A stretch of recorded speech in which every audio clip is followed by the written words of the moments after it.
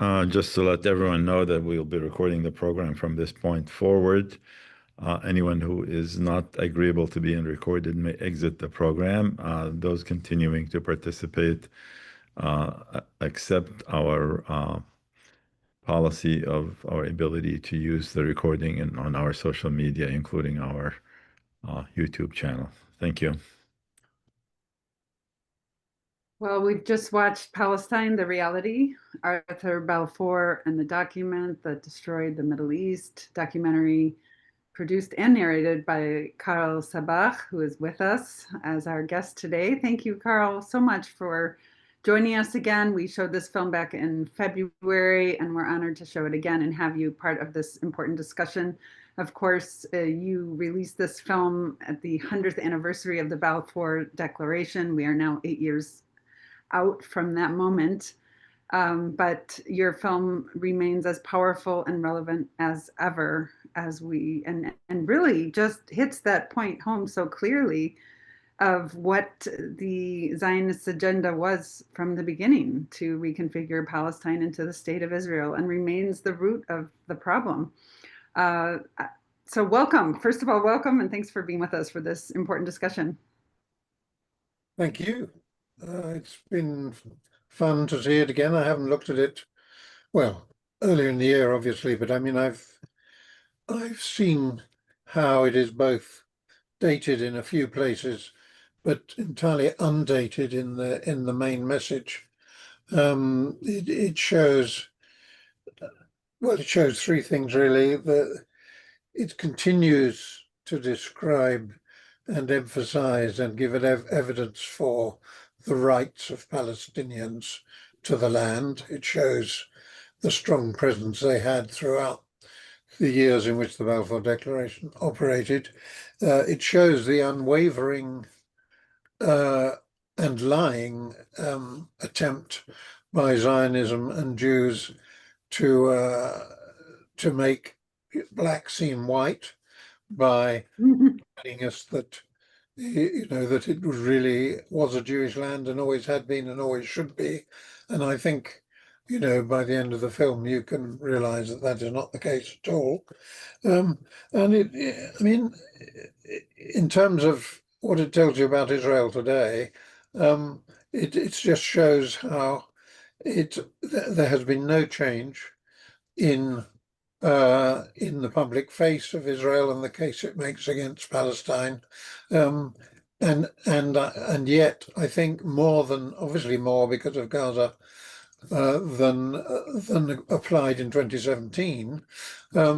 It shows what a nonsense it is for the Israelis to say the sort of things they're saying, and for Zionists to persist in denying that Palestine and Palestinians exist and have any rights. So the one thing that did strike me as a bit strange at the end was, of course, I tried to strike an optimistic note, and things have just got worse and worse. I mean, it's ironic, actually, that the two-state solution, which I described as no longer being possible, and because I've been in favor, for various reasons, of a one-state solution, it's ironic that people are now, the only thing that statesmen, politicians talk about is the two-state solution, although it is no more likely, and indeed even less likely now in terms of feasibility than it was at the time. But nevertheless, I hope people now realize that the Balfour Declaration was not at all what it seemed and how it's been presented. It was essentially a creation of Zionists who had got themselves into, or who's got Balfour into their pocket. And so, that the fact that it is that, it removes any legitimacy from it in terms of supporting the case for a Jewish Palestine. But anyway, I'd be interested to see what people think of it and whether their ideas have been changed. And I think possibly it's even worth me sometime doing an edit which removes the datedness and puts it in another context. But anyway, I'm grateful to you for showing it again. Thanks.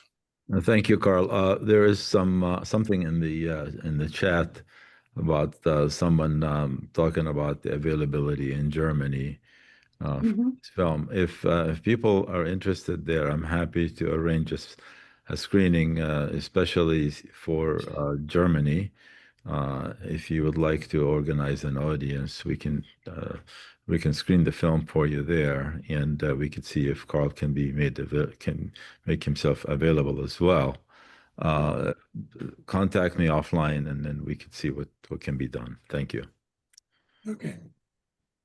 Carl, one thing that this film really points out is that people make history. These things didn't just happen. There were very specific individuals with very specific ideas, and of course, very specific connections to powerful people that allowed this to unfold consistently from the get-go. And I think it's important to remember that, and the way that you share people's thoughts and their statements and the documents that reflected that period of history as it unfolded really hits that home. We do have a question here um, from our audience asking, can you explain the claim a bit more about the Jews having a claim to the land because of a 12,000-year-old history? This person asks, says that, just as Native Americans make the claim that they're indigenous to the Americas, um, some Zionists make the claim that they're indigenous to the ancient land of Israel, and for that reason have a claim to Palestine, and how to really counter that argument or to honor the rights of Palestinians to their homeland with that kind of perspective. The main counter to the argument is that there is no demonstrable connection between the sort of Jews who today put that argument forward and the tiny community that was for a short time occupying parts of Palestine 1200 to 2000 years ago. I mean, with the Native Americans, at least you can be pretty sure, even because of genetic and ethnographical reasons, Sure. you can be pretty sure that there was continuity. But a New York Jew or a London Jew or a Russian Jew can demonstrate no specific right or connection to the small community of Jews who were living in Palestine, at the times in Old Testament times. And indeed, as Philo of Alexandria said, even then there were Jews in all sorts of other parts of the world who really had no claim apart from a very vague, for some Jews, a very vague sense that because the Jewish religion began in Palestine, that somehow that entitled today's Jews, many hundreds of years later, to go back. I mean, you might as well say all the world's Catholics should be allowed to live in Rome, or I mean, the religious claim is in terms of relating to citizenship is spurious. And of course, there are plenty of Jews who are not religious, and secular Jews can demonstrate no connection at all either with the Jews who lived in Palestine. In fact, genetically, they're often nearer to Palestinians than they are to Jews in other parts of the world. So I think this continuity argument is spurious and has no evidence to support it. Well, and of course, there, even with a Jewish presence in Palestine, there was a diverse historical, religious, cultural makeup of that area and of that land, and so to privilege just one religious community over all of the other facets of identity that that make up what people refer to as the Holy Land or historic Palestine is a misnomer. You can't Yes. just single out one group and also use those historic justifications to somehow eliminate the connection of Palestinians to their homeland. So, But I mean, in some sense, there may be more direct evidence of continuity of habitation for Palestinian Arabs of course. going back 1,000 or more years than to, an English or a European or an American Jew. And yet Palestinians pride themselves on the fact that Christians, Muslims, and Jews have lived historically together on that land. And it's only Zionism that somehow singles out the Jewish people as the rightful heirs of the land. So Yes. it's actually a sad truth that has only created problems ever since it was put on the table. Yep, that's right. So tell us why, we've heard all the evidence and how you've kind of told the story of how this one document brought to life the state of Israel. And yet, let's just back up and really reflect on how that history unfolded and why was Zionism so successful in suppressing the resistance of Palestinians to this idea, of undermining their political efficacy, of privileging the powers that be in partnership with Zionism to have this reality, have this idea become a reality. I wonder if we could just tease that out a little bit more, because it really is. There's one, or there are two linked reasons. One is that at the time that all this was happening, the main arguments, the main propaganda, the main influence was from a group of Europeans. Now, they had two advantages over the Palestinians. One was language and being embedded in British culture, and the other was access. There's this.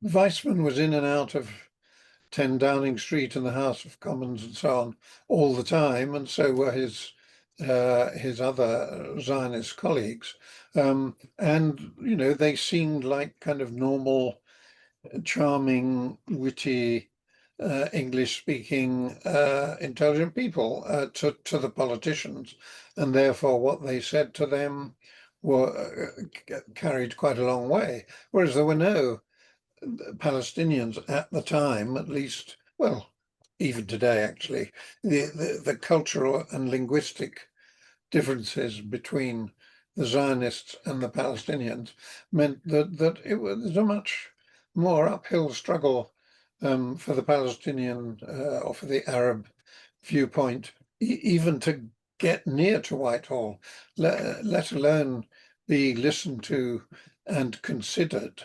You had Palestinians giving evidence to some of the various white papers, but I mean, even they were seen as kind of exotic.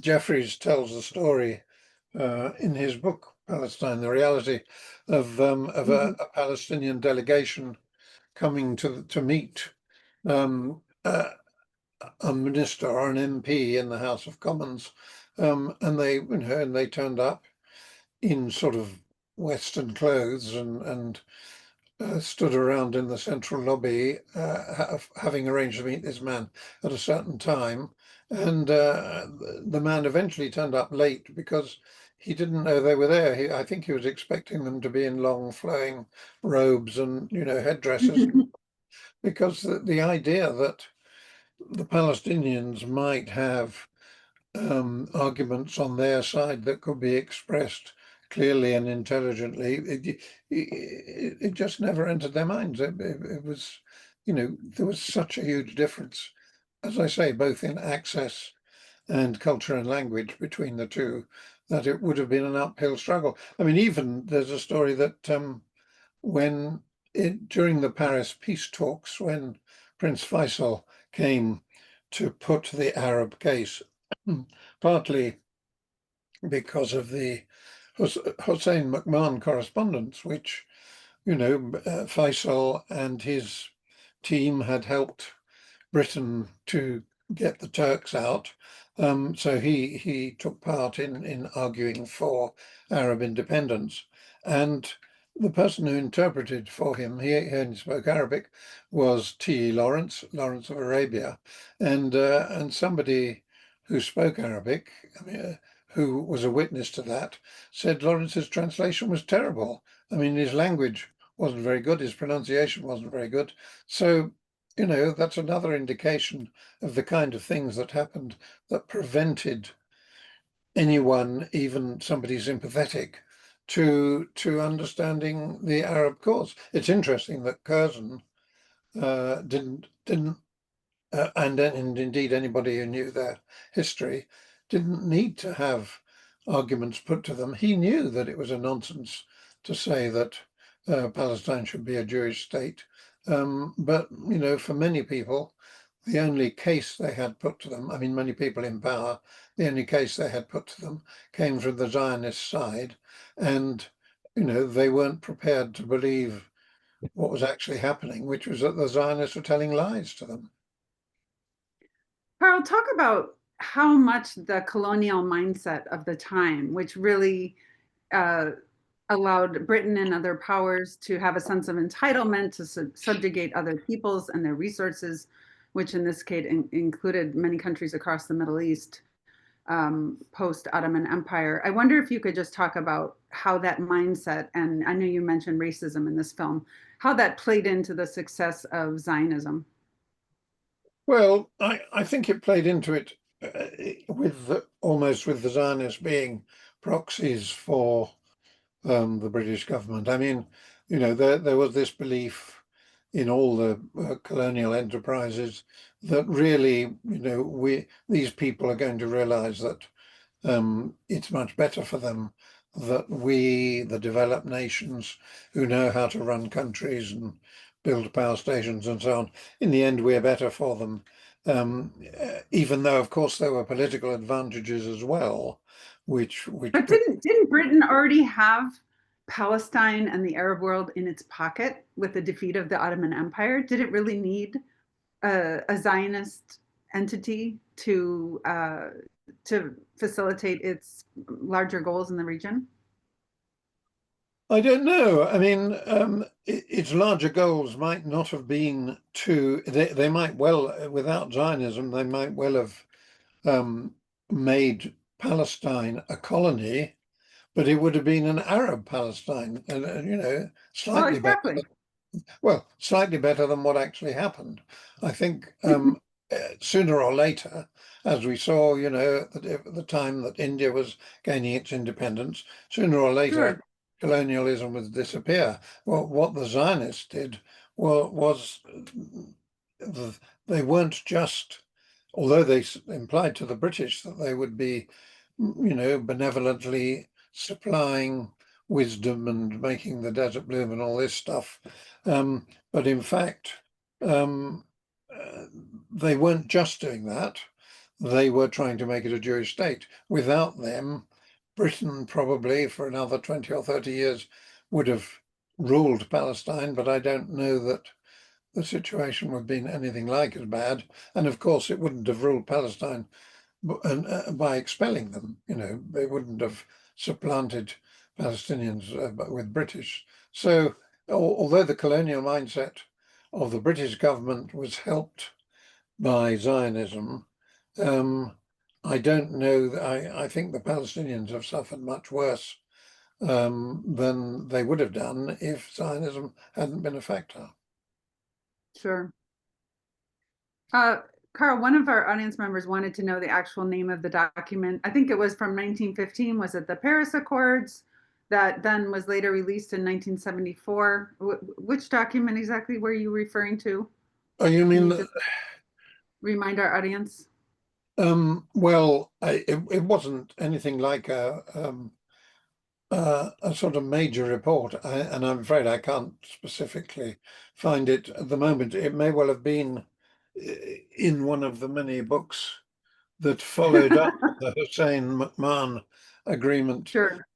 And quoted, it would have been quoting, actually it might like this book is very good for understanding what really went on Oh yeah, Palestine Papers. during Ingram's Palestine Papers. It could well be a quote from there, I think. Anyway, it wasn't that suddenly in 1974 the government said we better look at whether the Hussein McMahon agreement promised Palestine to the Palestinians. It was just a document, an internal document, which said, that this was entirely the intention of the correspondence. I mean, if somebody wants me to actually draw their attention to it, I'm sure I could find it. If you want to arrange a link up or something. One of our audience members is also curious about your book, The Path to October 7th. I wonder if you just want to discuss that briefly in light of, this film obviously gives us that whole historical context, and now we have a current reality that we're dealing with. So could you just kind of help us connect those two? Yes. I think what it's trying to do, and in fact it's available through the Palestine Museum, the book is, it's trying to overcome this argument that the reason Israel is attacking Palestinians in Gaza and the West Bank is because of the dreadful things that Hamas did on October the 7th.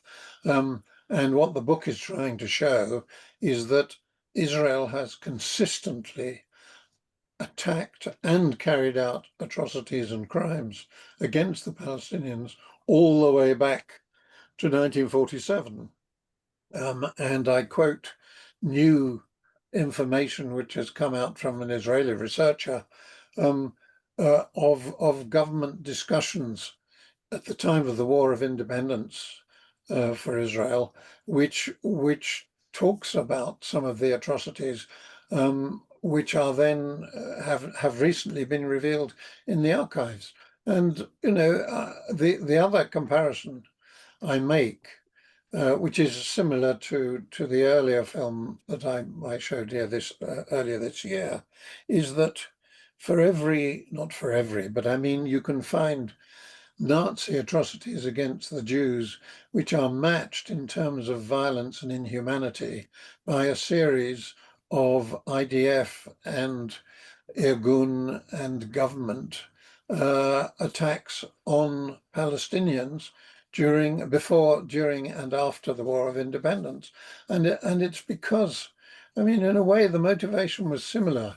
That the Germans didn't want to have Jews in the countries they were occupying, and it is clear that the Israelis don't want to have Arabs, and it was a big disappointment to them after 48 to find that there were so many Arabs still left in the country, even though they'd expelled or killed 750,000 of them. So the motivation was the same. It was a racist antagonism to a people they didn't want to have in their country. And it's the same racism that's behind what's going on in Gaza, the definition of all Palestinians as targets, of what's going on in the West Bank, of all Palestinians being terrorists. And the book was trying to show the consistency, the thread that runs through the history of Israel right up to today, using October the 7th as an excuse, rather than suddenly transforming the situation from one where Israel were benignly, next door to Palestinians, to one where they now regrettably have to destroy them. They've always wanted to destroy them. And as long as Netanyahu's there, they will continue to do that. Shall we see if anybody in the audience might want to join us? Sure. Yeah. If you want to join us, just put your hand up. We do have a lot of hands up, actually.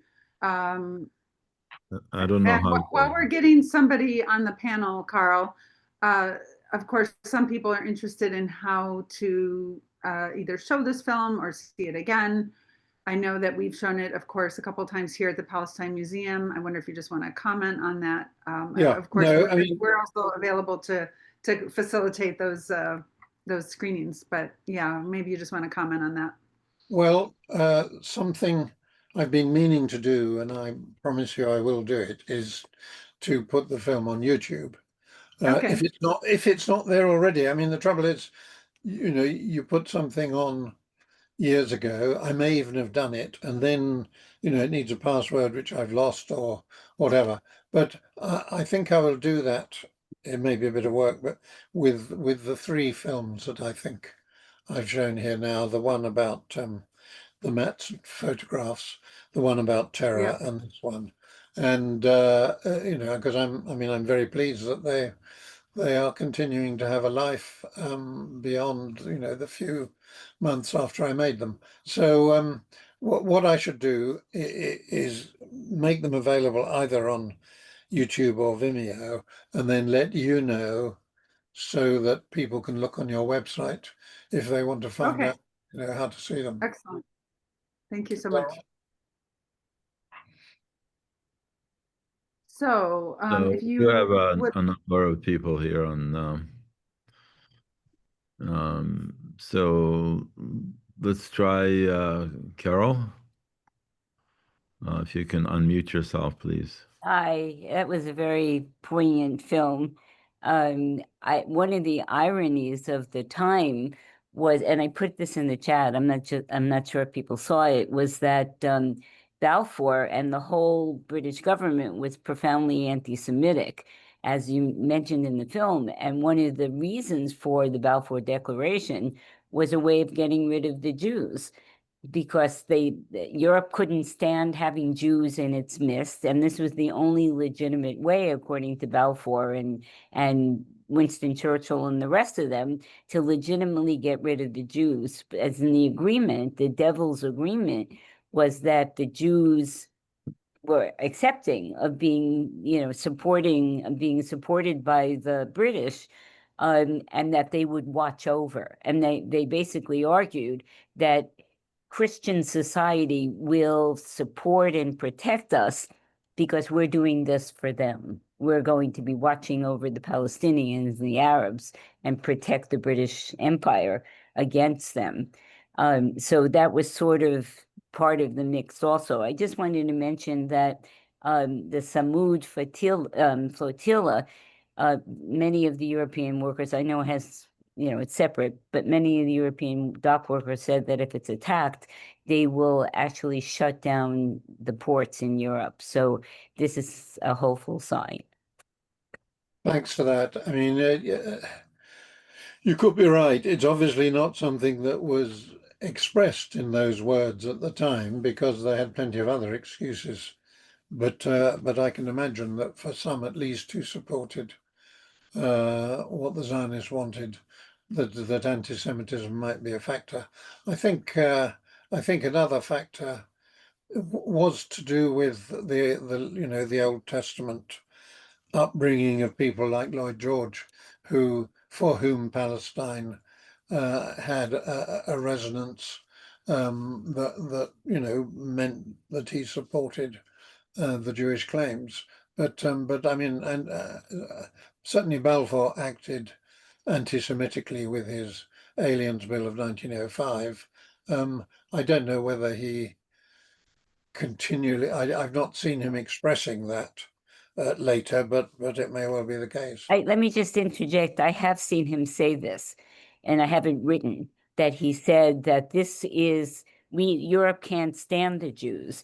I mean, he didn't say it he said it in a diplomatic way, and this was the only legitimate way that they can see to get rid of the problem for the Europeans, was by sending the Jews to Palestine. And he wrote, I mean, I have it actually, a document of his. Oh, right. Okay. Well, I can't argue with that.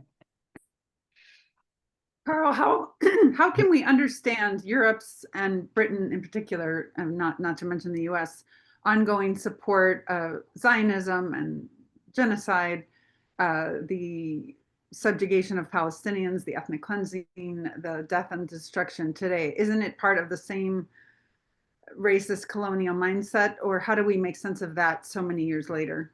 No, I don't think it's part of a colonial mindset. I do think that there somehow the political advantages of supporting, of standing by Israel, even in the midst of what it's doing at the moment, are seen by some politicians. Well, and I mean, I do find it extraordinary that even a Labour government has been, has failed to impose sanctions, continues to supply arms, but at least there is a strong movement now in the Labour Party, particularly among backbenchers, which has led to Starmer probably this week recognizing Palestine.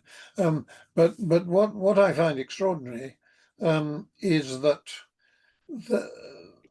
there seems to be no humanity in somebody like Starmer's, who must, who's seen children, adults, civilians mutilated, destroyed, killed, and yet every time the thing is discussed, you have to mention first of all the events of October 7th. I mean, the most extraordinary example of that's not answering your question, but is when Trump was asked in the press conference after his 2-day visit here, a question about what was happening. The only comment he made was, well, I've seen what happened on October the 7th, and I've seen the videos, and that's it. The word Palestinian never passed his lips, even though, the harm that has been done to them. But no, what I can't understand the European countries which can't unite to impose sanctions. I can only think that it's partly, as we've seen over the Trump visit to this country, which many people opposed, it's partly out of some misguided desire not to go against what the Americans are doing and saying. But I mean, it is whatever's happening politically in this country is against what I think is the will of most of the population, actually. And I think sooner or later, that will become apparent. But it is most extraordinary the way in which Israel has this power of its propaganda being either believed or, I suspect, not believed, but nobody wants to say in public that they're lying. But I'm afraid I can't help you understand it because I don't understand it myself. All right, thank you. How about we hear from Paul? Paul, you want to tell us where you joining from and what do you... Yes, thank you. Are you ready for tea? Yes, thank you very much.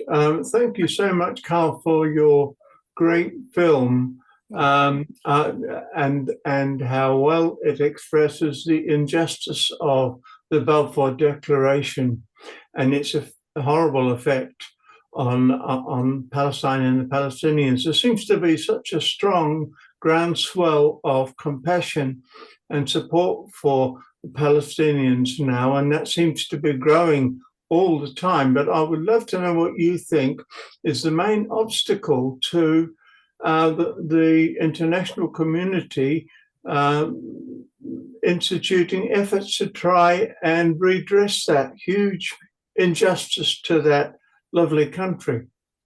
Well, I mean, I think and this surprises me, but that there are so many people who either believe the accusations of anti-Semitism that Israel pushes out in all directions, or who just don't want to get into that whole area, which says that support of Israel is a criticism of Israel is anti-Semitism.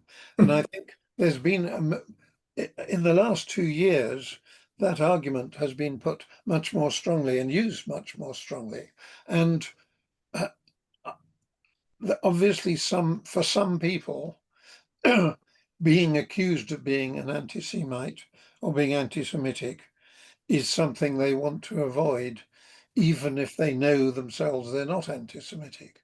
Now, I mean, I can tell the difference actually between, criticizing Israel as strongly as I do and being anti-Semitic. But there are plenty of people who, I think, for the sake of a quiet life, just say, well, it's not worth it. I might get graffiti, I might, in my public life, get tarred with some brush or other of anti-Semitism. And I think, that's a weapon that Israel and its supporters use all the time. And I think, I mean, there are interesting examples in this country.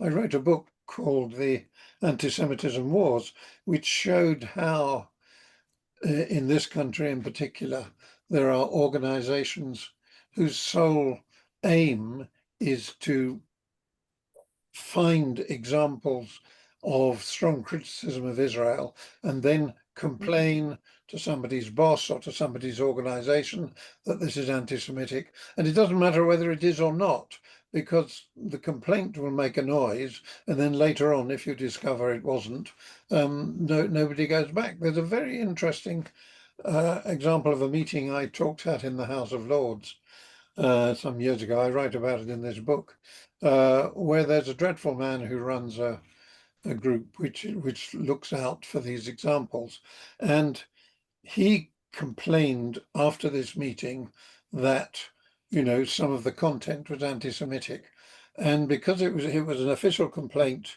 to the administration of the House of Lords, they then had to organize a committee. They then had to have sessions and take evidence and write a report, at the end of which they said there was absolutely no substance at all in what he said. But at the time he made the complaint, he also copied it to newspapers and so on. And so for a few days, this meeting was publicized as being anti-Semitic.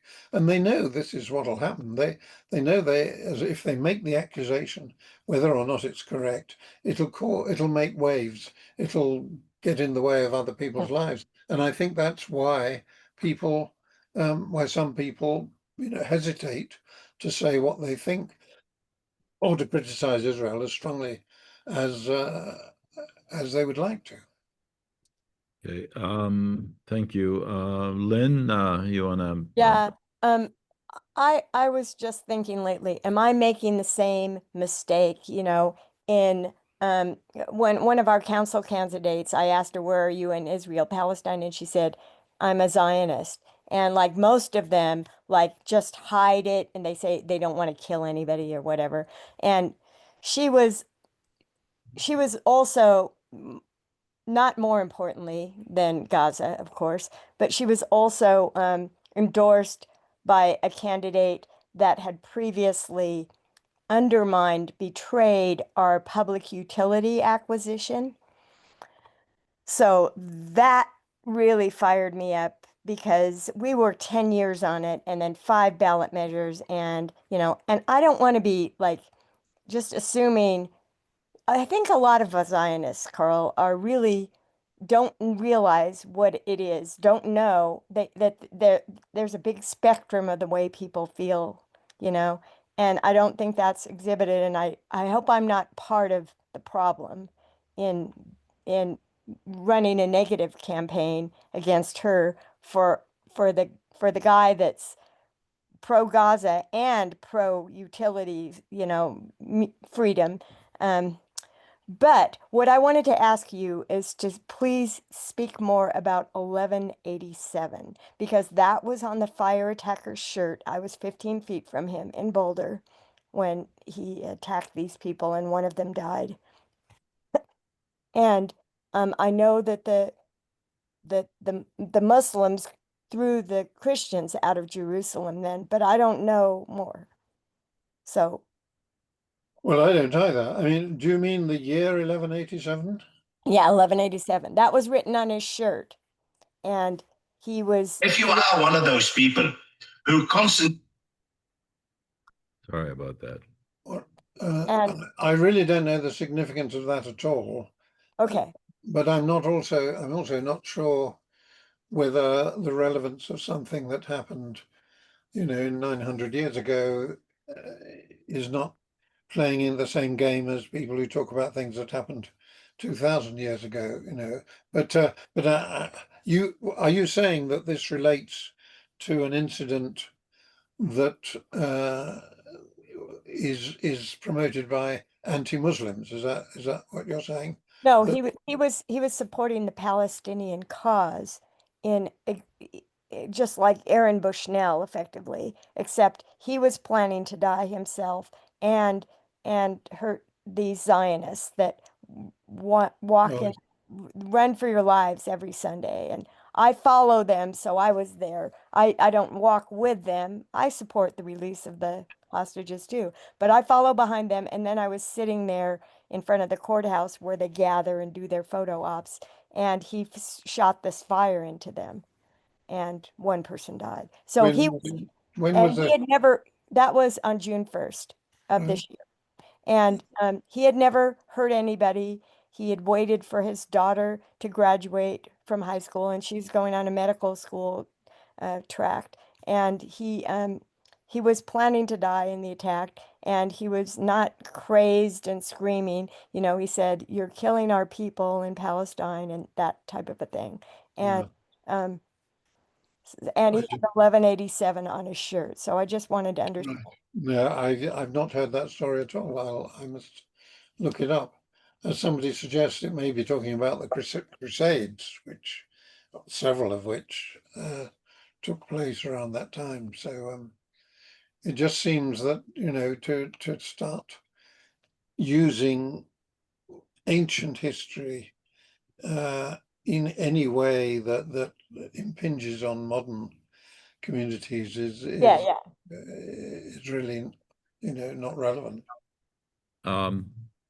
I'm gonna just take a few minutes of your time to share with you something that was shared with me by Hanan Patel, who's from Houston, I believe. I'm gonna share my screen, and it's a few minutes long. So let's just take a quick look at that.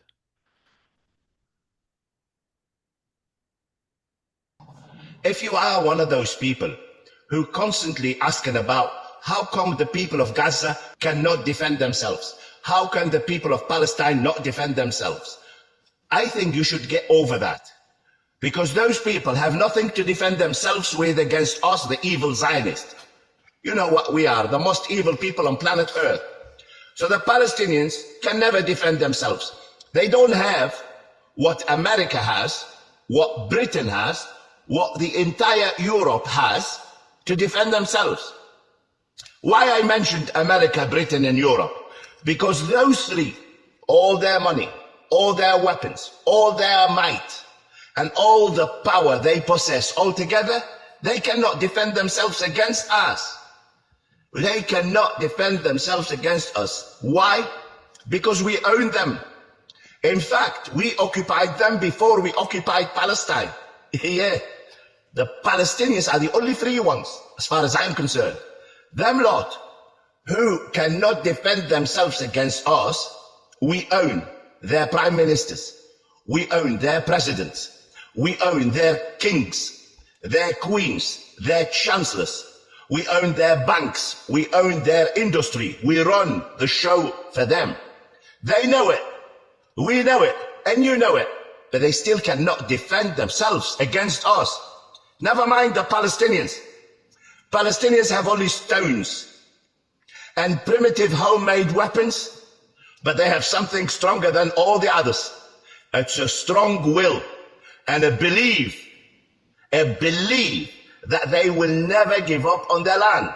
That's why for 2 years we used all the might that has been produced by the West and by us who rule the West, and we still have not beat them yet. I think you should question yourself, do we own you in your own nation, wherever you live? EU, Britain, America. We rule over there where you live. You are occupied by us. You cannot defend. You will try and you will not be able. And because you know you can never beat us, you don't even try. And hence you see the behavior of your leaders, because we're in charge inside your governments. We are in charge inside your House of Commons, your parliament, precisely. We're in charge in the Congress in America. We are in charge. We're in charge in the City of London. We are in charge in Wall Street in New York. We are in charge of the weapon industry. We are in charge of the money industry. Guess what? We are even in charge of your courts, of your justice system.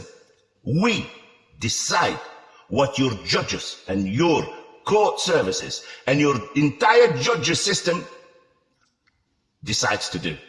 So we are your boss. You are the cowards, but the Palestinians are anything but cowards. The Palestinians have nothing compared to you lot. They have tormented us for 2 years. In fact, they have tormented us, mentally especially, for 80 years. They've never given up on their cause. They've never given up on their land. And they never backed away. And that's a difference between you, who think you are free, or you think you are independent, who you think you are strong and powerful. The Palestinians have bigger balls than you. The Palestinians are stronger than you, and they are the only free nation that is left on planet Earth today is Gaza. The only free territory, sovereign territory that exists, that's not in cahoots with us on planet Earth, is Gaza and its people. And those people, we couldn't beat them with weapons. No, we are trying to beat them, to ethnic cleanse them, to genocide them with hunger and disease. And that shows you the will of those people is possessed by no one. No one can claim in this world that they have the will and the determination and the steadfast of the people of Gaza, Palestine. I say, we're the boss, whether you like it or not. And we're going to be ruling you for a long time. And I say, Viva Palestine, and screw the scumbags across the planet. Well, well, that's quite What something. do you think of that? Yeah. Well, every word is So on. do you know his name? Who was that who was speaking? I have no idea. It was just something that somebody. Well, it's a very plausible thesis, I must say, and at least the Palestinians come out of it well.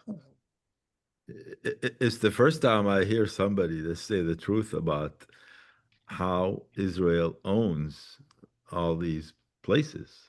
I mean, is there a doubt? Is there a doubt that Israel owns the Congress in the United States? How else can you get 450 people to provide Netanyahu a standing ovation for I don't know how many minutes? Yeah. How else could that happen? I actually wanted to ask a kind of a related question. To what extent do you think there is actual coercion at the highest levels of government in order to get that kind of complicity and signing on to even the horrors that we witnessed today? I think we're at a whole new, if the scale was 1 to 10, now we're at 1 to 100 in terms of what is normalized today across the globe. So not that these things didn't happen before, but the ways in which they are just really just put out there as something completely normal and acceptable that we should all just kind of ignore as necessary, some kind of necessary acts of aggression post October 7th. I wonder if you could just speak to that to the extent that you can. Well, I mean, I think to a certain extent, it has to do with the fact that there isn't anything that the Labour government could do that would stop Netanyahu continuing to do what he's doing. It's too important to him now, as everybody says, for him to want to stay in government. But, you know, even with Trump now, and people say he's the only person who can stop it, I'm not even, I mean, if you listen to Netanyahu and his right-wing sort of colleagues, I can't imagine them changing course, even if some, you know, even with sanctions, even with weapons drying up. I mean, the Israelis, you know, they have a good weapons industry of their own. I think they're too deeply in to the current government to be affected or influenced by what any government or group of government says. And I think governments know that. That may be one reason why, you know, our government is not doing more, because it knows that whatever it does, the Israelis are going to go along their own path. The only thing that will change it is something internal in Israel itself. If the Israelis really, you know, decide that they can't bear being the pariahs of the world, of being seen as a rogue state, of being tarred with the brush of war crimes, and you know, a change in government in Israel is the only thing which I think will change the situation, and no government, no nation outside Israel can achieve that, I don't think. Well, first of all, the previous governments of Israel have supported the same Zionist policies from its inception. So even though this government is perhaps the most extreme and blatant in its policies, I don't think the policies per se have fundamentally changed. They've just gotten more severe in their implementation. But and No, at the government level, we're not talking about individual government leaders. We're talking about actual governments. I mean, you're saying that a small country of literally there are 7 million Jewish Israelis, something like that, and there are another 7 million Jews around the world who if they wanted to, could become Israeli citizens. That's like the, you know, like the larger population of the Chicago area is almost comparable. How is that somehow something nobody can do anything about? Which is what I hear you saying. Is that really where we are? Yes, that's what I'm saying. Because, you know, it's like, you know, it's like crime. I mean, there are serial killers who act for years with impunity. They don't get caught, or they, you know, carry on doing what they're doing, even though it's against the law. Well, I mean, Israel is like that. They're serial killers, really. I mean, as you can see. But they're not incognito. They're not hiding. They're out in the street, in our congressional halls, standing with standing ovation. So what is that? Yes, How do we get but to this there's point? never been 650,000 people killed, Palestinians. There's never been that in the past. And that can appeal to the world's humanity and turn this thing around. It really Yeah. can. Well, it's just that I can't quite see what series of actions tomorrow would make Netanyahu and his cronies say, "Oh dear, we'd better stop killing Palestinians." I mean, what do you think would achieve that? They're hell bent on it. You can see that, and indeed, other nations trying to stop them would just make them worse. You know, I think and you talk about previous governments. You can be a Zionist without wanting to kill all Palestinians.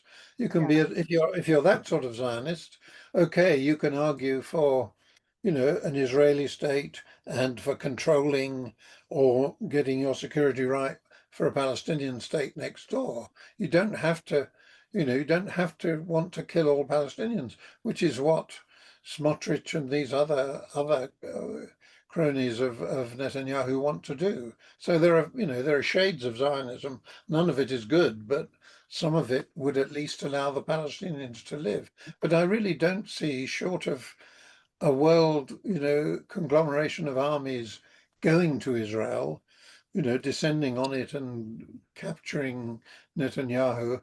I just don't see anything that would stop this man. He's crazy, you know, he's bloodthirsty.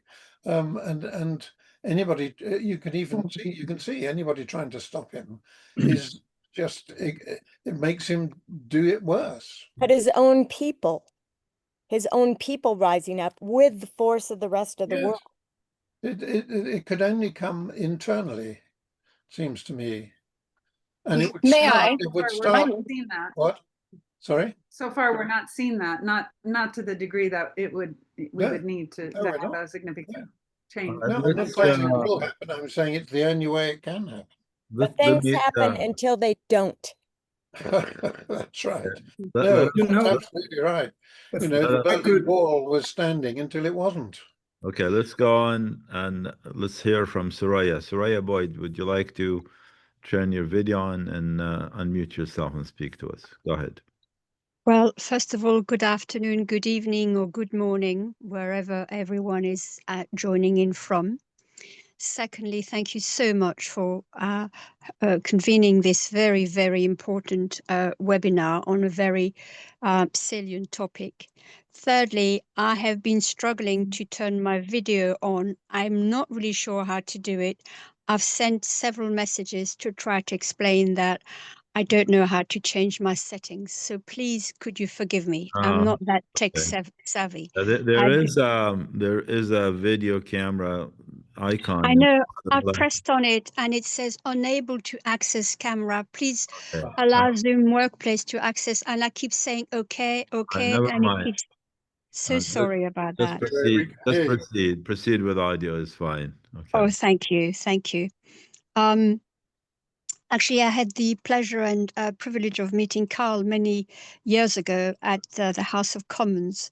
And it was, as I said, many years ago, again, to do with the wonderful seminal, which is out of print now, book by It's Palestine, The Reality by J.M.N. Jeffries, which I actually have read. So I would recommend that everybody purchase that book because it's just a treasure trove. I just Interlink wanted to... did publish it in the US. Interlink, you know, Oh, okay. film was Well, shot by right. Well, I bought it here through a friend of mine who's a former curator at the British Library, so he knew how to get about getting a copy. So I'm very grateful to him. Yeah. And I'm also delighted to have met you. We spoke at length, and of course you can't see me, so you don't know what I No, look I would. like. I'm sure I would remember you if I could see you. But anyway. Yeah, I know. I'm very sorry. I'm going to have to ask my daughter to have a look at it, but she's not here.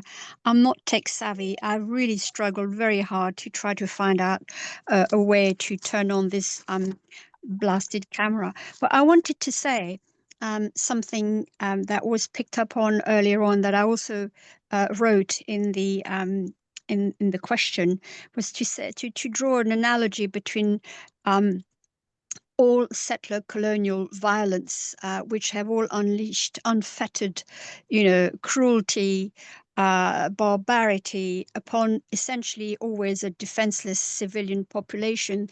The British did it in many countries, in India, etc. And I think that that level of sadism has been replicated to the nth degree, particularly with regard to what we have been bearing witness to in the last 2 years in the occupied Palestinian territory, and especially in Gaza. Now, I'm very fortunate to have many friends there, so I know on a daily basis what they go through. But many people don't have, the privilege of knowing people, in historic Palestine. So, and there's so much disinformation and misinformation, a bit like what someone was referring to earlier on about Trump's recent statement, where he basically regurgitated falsehoods that have been debunked time and again, about the babies, etc., etc. So I also wanted to say that we have to be extremely cautious in the way in which we use language, because I think in a sense that is how what Hannah Arendt used to call the banality of evil has prevailed. Because I happen to be French. In France, we call that la société du spectacle. So people become used to looking at images that are harrowing and horrifying, and there's a form of pornography, the voyeurism of it all. But obviously, I can't go into everything in much detail.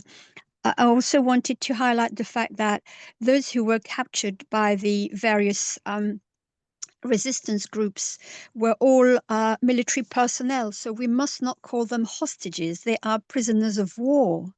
the only real hostages are Palestinians of all age groups who are civilians, who are languishing in Israeli jails, and who are being really ill-treated and at the mercy of their jailers. With regard to the proposed recognition of a state of Palestine, it reminds me of what Itzhak Shamir said. Post Oslo, what we propose to the Palestinian is much less than the state. So there will be no territorial integrity or contiguity. They will also not have any kind of sovereignty or autonomy or control over their airspace, over their coastal maritime waters, over their territory. They'll not be able to govern with regard to their commerce, trade, especially fiscal policy. In fact, they will be at the mercy of Israelis, the Israeli whims, something that Norman Finkelstein calls mowing the lawn.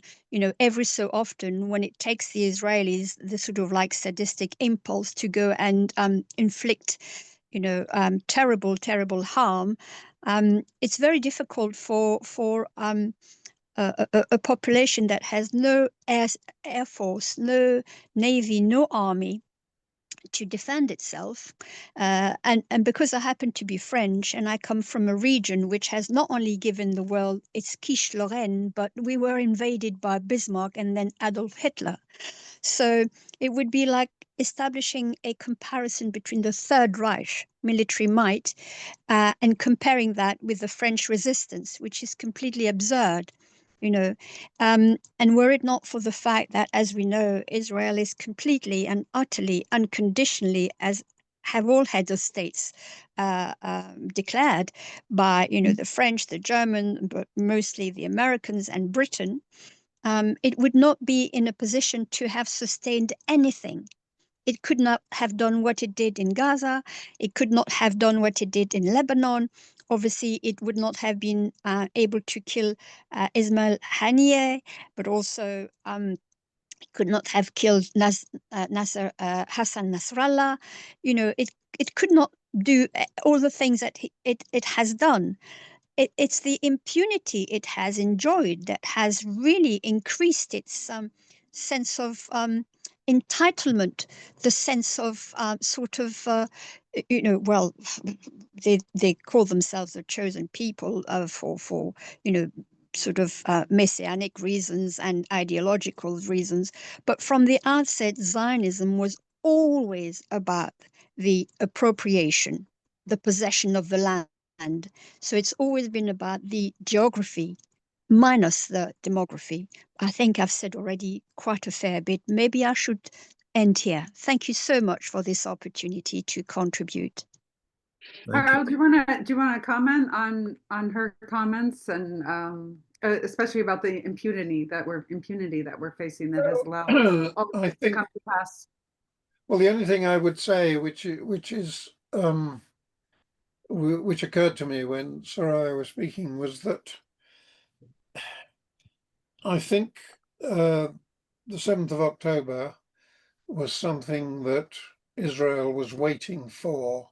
It was waiting for some kind of casus belli to allow it to do what it wanted to do for ages. So, it's hypocritical to talk about it as if it was such a shock and a surprise and it's led to what they've done. But I think on the other side of the equation is the fact that it has led to greater support for the Palestinians than they could ever have achieved by their own efforts. Now, of course, it's a huge price. I mean, the deaths, the maimings, and so on.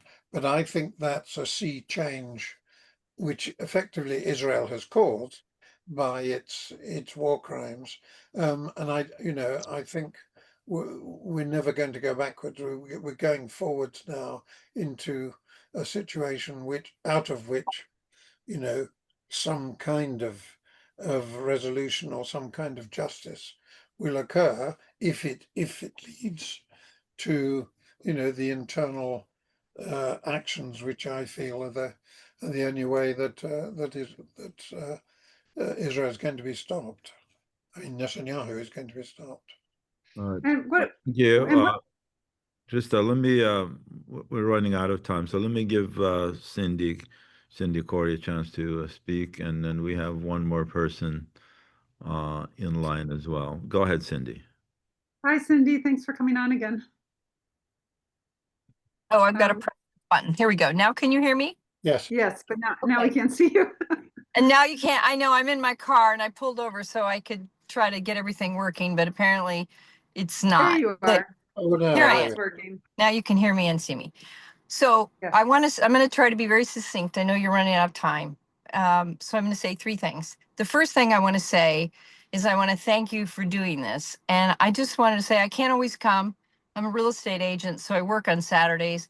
Today I had an open house and nobody came, and I was so glad so I could watch this, which is really completely opposite of what I should be thinking. But I think it's really important to our shared humanity that we tap into people who feel the way we do, because otherwise it can be very isolating. We feel like that whole thing about not speaking up and not being radical and not even being called anti-Semitic, but it just seems there's a lot of indifference to what's happening in Gaza and Palestine. It's like a fleeting thing in the news. So thank you again.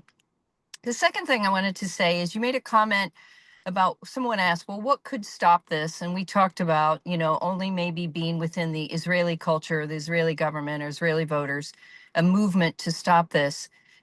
I just have one point of disagreement or a counterpoint to that is, while Trump may not be able to or may not wish to call Netanyahu and call off this carnage, I think absolutely the U.S. financial support and military support is instrumental to the slaughter of the Palestinians and the whole movement of annihilating them and exiling them and concentrating them and all the things that they're doing to destroy Gaza and also annex the West Bank. And I really do think that Trump is motivated by money and real estate acquisition. And I think we're going to see that. I really believe what Smotrich said about there's a plan on Trump's desk. I really think Jared Kushner, Tony Blair, and Trump got together. I don't know why Tony Blair was there, but he was meeting with those three, and they've got a plan. And they're not talking about it now because it's heinous, but we're going to hear about it. That's what I think. But and the third thing I wanted to respond to, the woman who just spoke, whose name Soraya. Right. Soraya Boyd. Right. Sorry, I mangled that. But her point about the fact that even if Palestine is declared a sovereign state, it will never have sovereignty, because we've seen what Israel does with U.S. weaponry and support. They're attacking everybody. They're killing journalists in Yemen. They're still attacking Lebanon. They're attacking Syria. We've attacked and they've attacked Iran. So I don't think their sovereignty is going to guarantee them any kind of peace or immunity from the continued violence and aggression by Israel. But I do think, I really am not sorry if they annex the West Bank, because I think the solution is one state, clearly. And I think once there's equal rights for Palestinians, they can't attack their own, right? If it's one state and Palestinians have the vote and we start to see a true democracy there, I think things will change in Israel. So that's all I wanted to say, and thank you. Thank you. We go to Thanks, Cindy. Richard. Go ahead. Thank you. Thank you very much, Faisal. And thank you all for the Palestine Museum. You're welcome. And Karl, I was quite uncomfortable with that, as much as I like the sentiment of that Zionist who was speaking. Israel does not control the world, and Jews do not control the world. They could not do this, and how this could end. The world is complicit, and the U.S. primarily, but Western Europe, Germany, UK. These countries are all committing the genocide. They're all complicit. Israel could not do this without the rest of the world. That's how it could stop. The world is committing genocide. against the Palestinians. As often is the case, the Jews are the fall guy. But they're not, by no means are they, have no guilt in this. But maybe I should specify the Zionists. So that's primarily my point. I don't believe. I mean, they may have something on Mr. Trump. They may have some videos from Mr. Epstein. Who knows? But our government is a whole lot more than Trump. Also, believe me. And there are. I mean, I don't know why the world is so invested in destroying the Palestinians, but they do seem to be. And until we all bring our countries to bear, to rein them in, I think we can point the finger at Israel, but it's really all the countries of the world that are allowing this to happen. Thank you. We go to. Can I just comment on that? What chance is there of all the countries of the world combining to stop Israel when they can't even combine to stop, the future death of the world through climate change? I mean, this whole idea of the feasibility of international collaboration. I mean, every time it's discussed or tried, it doesn't work, and even when the world is threatened, it doesn't work. So the idea that they'll all come together to save the Palestinians, I think that's extremely unlikely. Thank you. We go to Dr. Azra Hussein, please. Dr. Hussein. Yes. Can everybody hear me? Yes. Good morning, good afternoon, good evening from Baltimore. I wanted to add that for most Israelis, the event of October 7 attacks, they occurred outside of time and space, devoid of context and background. They don't take into account the 75 or 80 years of the violent, discriminatory Israeli apartheid regime that is most racist and that has caused a lot of damage and destruction and caused all this blockade by putting them in an open air prison. Here they are having this music festival that the Palestinians watch from the other side, on their land. So, the mainstream Israeli media played it as an existential threat from this militant group, and they looked at it as if, oh my God, what has happened on all of us? Here we are living peacefully because they grew up with the belief that violence and oppression is confined to the other side of the fence, while peace and safety is to prevail on the other side of the fence. Whereas if you look at just the recent years of Israeli assault, just in Operation Cast Lead, 1,400 Palestinians were killed.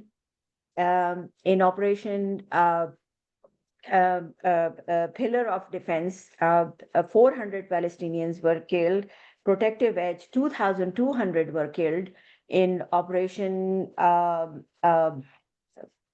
of Something, there were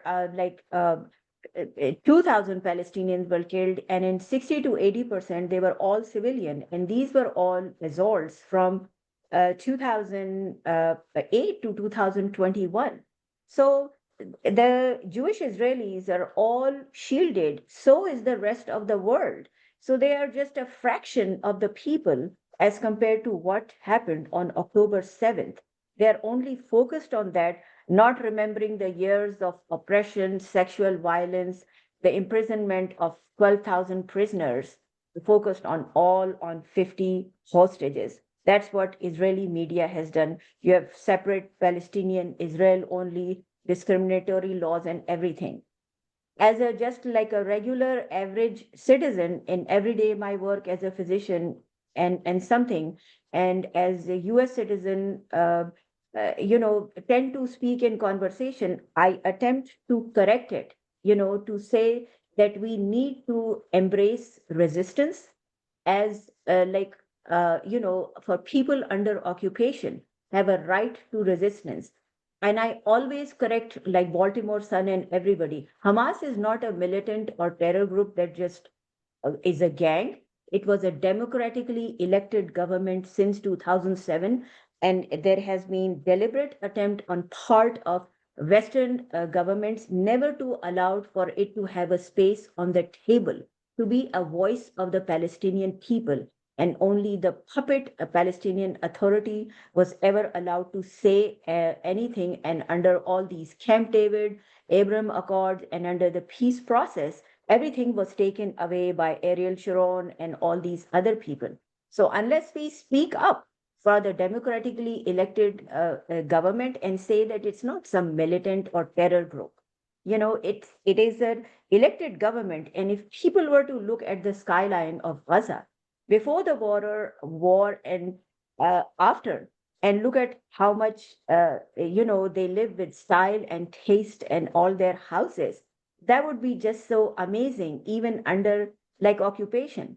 So until we embrace that resistance is part of how you show your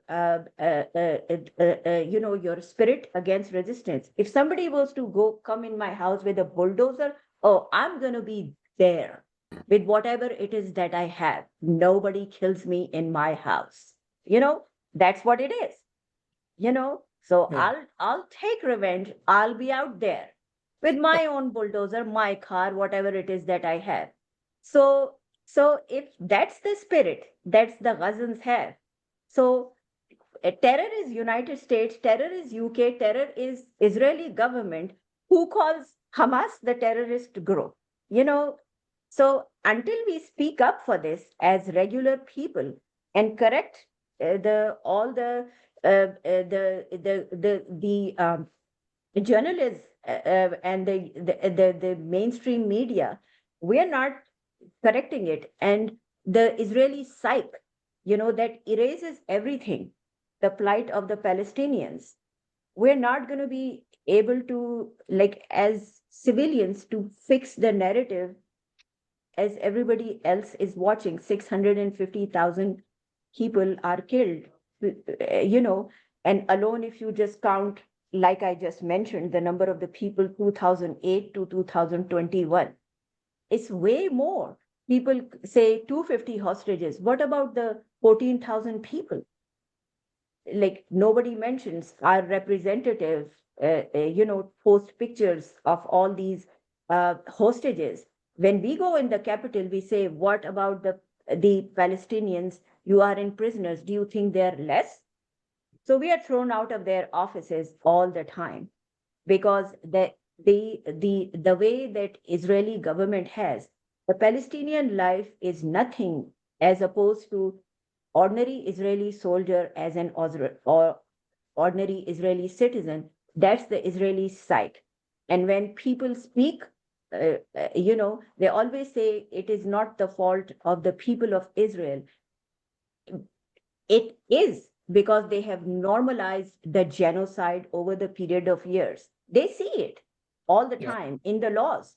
Every Jewish person from anywhere in the world has a right to emigrate and return to Israel, but only the Palestinian do not have a right to return to Israel. The other time when we had that a conference, the documentary with the Nakba and the lady who spoke from my house, the family from Gaza. This was the Heal Palestine lady who was having her son getting prosthetic treatments, who spoke about her grandmother. They have the key to their house in Jaffa. They are not able to go to their house. So I'm making a point that until we embrace resistance, BDS, and we speak about it, as ordinary citizens, we are not going to be able to make it and speak about all these numbers, Operation Cast Lead, Protective Edge, Operation Iron Wall, and speak of all the numbers, the number of Palestinians. We have to read about these things to say how Israeli people, the Jewish Israelis, are also part of the genocide because they have normalized it. They see it. I think that's a very good summary of a way forward. I must say it's and certainly the point you make about Hamas. You know, when you think of the election that they won, Jimmy Carter said it was the fairest election as an official observer. The fairest It was election. the fairest And election he'd ever observed, and that wasn't good enough for America and Europe, who denied. And Karl, Hamas did you the- know that there was an attempted coup in 2006 by the combined effort of Israel and the US government in 2006 Yeah. to Palestinian Authority to win it? Everything is suppressed. Yes. Yes. Mhm. It was to prevent Hamas from winning the election, and Yeah. every attempt has been made to prevent Hamas from talking about it. Yes. There is a political wing and there is a resistance wing. Everybody has it. So why is Hamas called a terrorist group and allowed? Terrorist is ICE, terrorist is US, terrorist is UK, terrorist is all the countries that prevent the resistance of under international and humanitarian law. A people under occupation and struggle have a right to resist by any means. Yes. I have to leave now, but I think we're probably sorry. all good. But anyway, no, that was We're wrapping up anyway. We're gone way Yeah. over our time. Okay. I encourage people to read Our Genocide, which is printed by Betty Salem, in Oh, yes. Israel. So, yes. And it Yeah, very has good. opened my eyes. They talk Oh. from 1948 of how Israeli citizens have normalized this. They talk about this in here. Yeah. Good. Thank you, Dr. Yeah, that was very good. We should have you as a speaker next time on our program. I will be deported to Pakistan. You will, yes. No, Right. no.